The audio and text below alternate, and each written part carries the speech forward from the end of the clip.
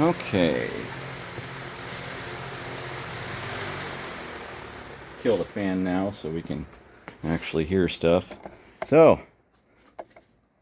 it's called a bench test. We're doing it on the floor.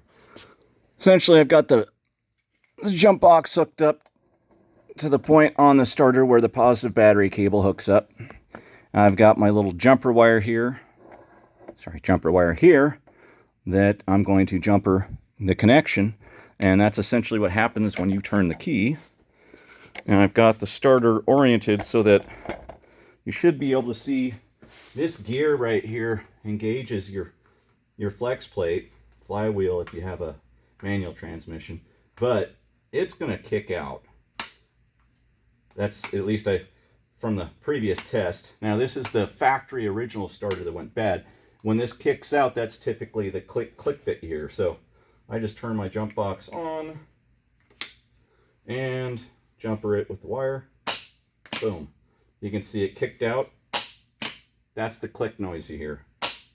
But if the starter was good, that Bendix should spin. You'd hear a whir, just like starting the car.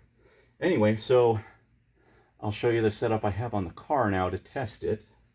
And essentially, unfortunately, the way it's oriented, let me get this situated so you can see here.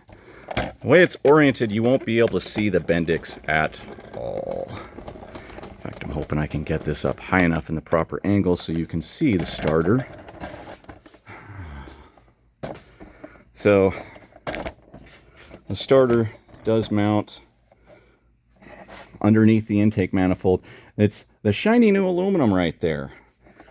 This is the starter. And I just have it, I've got it mocked up in such a way that I can essentially do the same thing I just did, but now I'm going to do it utilizing the ignition key in the car. Okay, so sorry, bear with me. Not the greatest with this yet. Not doing a YouTube channel or anything necessarily. So I'm going to stick the key in the ignition.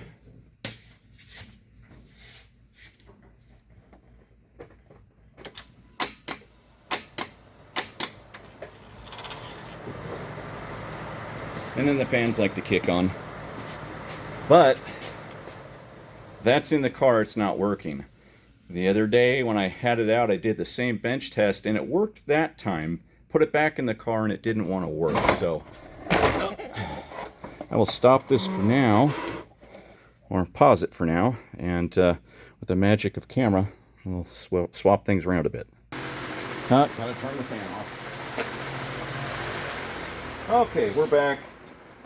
Here's our factory starter, factory part number. That's the one we tested before.